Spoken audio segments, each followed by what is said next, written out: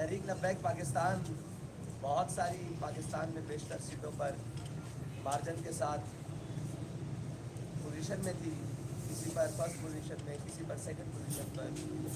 लेकिन इसके बाद हुआ ये कि रात भर गुजरने के बाद तहरीक लब्बैक पाकिस्तान के बहुत बड़े वोट बैंक के ऊपर डाका डाला गया।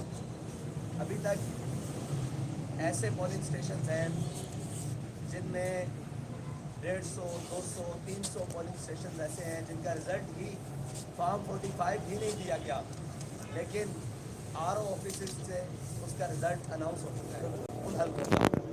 और जब हमने वो रिज़ल्ट कंपाइल किया है फॉर्म 45 के मुताबिक, तो उस रिज़ल्ट में जो अनाउंस हुआ है उस रिज़ल्ट के अंदर बहुत बड़े मार्जिन हैं।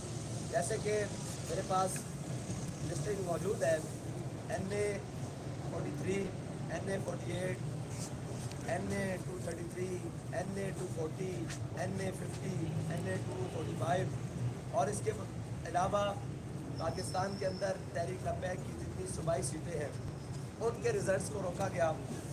और सूबाई सीटों पर इस तरह की सूरत हाल थी कि मीडिया पर भी अनाउंस हो गया और सोशल मीडिया पर भी अनाउंस हो गया, RO ऑफिस के बोर्ड्स पर भी अनाउंस हो गया, फॉर्म 45 के मुताबिक भी लीड पर है। लेकिन जब वोटों को काटा गया 5% रिज़ल्ट बाकी जो रोक लिया गया, और उसके मुताबिक 10-10 हज़ार की लीड को काट कर 10,000 वोट इधर से कम कर कर मुखालिफ जो उम्मीदवार हैं उनको 20-20 हज़ार वोट दिए गए। इस बदतरीन इलेक्शन की धांधली को तहरीक लब्बैक पाकिस्तान यकसर मुस्तरद करती है, इसलिए कि पाकिस्तान लाहौर का एक हल्का है जहाँ से हमजा शहबाज साहब को जितवाया गया है, और उस हल्के में हमारे पास फॉर्म 45 मौजूद है।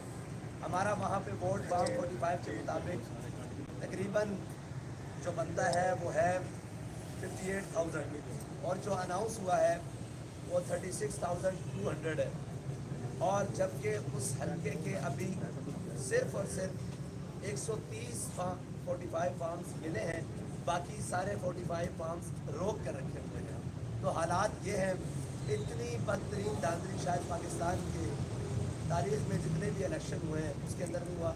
और सारे दिन पोलिंग का अमल बड़ा पुरअमन रहा, और यही लग रहा था कि ठीक है, जिसके हक़ में कौम ने फैसला दिया है उसको सब कबूल करेंगे।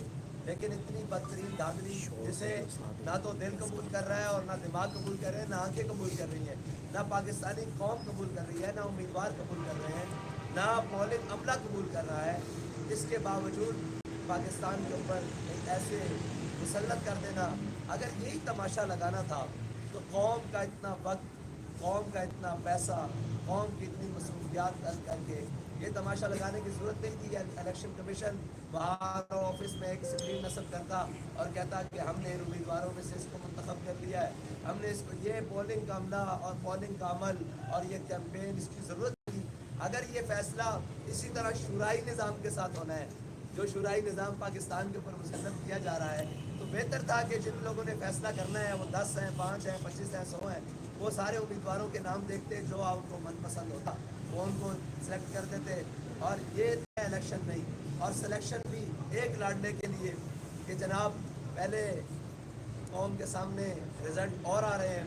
और तहरीक लब्बैक पाकिस्तान अभी मीडिया की रिपोर्ट्स के मुताबिक, जो हम अभी इसको बिल्कुल गैर हक़नी और गैर सरकारी भी नहीं मानते हैं, सरकारी तो बिल्कुल ही चोर बाजारी है और गैर हक़नी भी है, फिर भी मीडिया में जो रिज़ल्ट चलाया जा रहा है तहरीक लब्बैक के वोट्स का, वो तकरीबन कौमी असम्बली का जो और बाकी मिलाकर तकरीबन 30 लाख से अबव बताया जा रहा है वोट।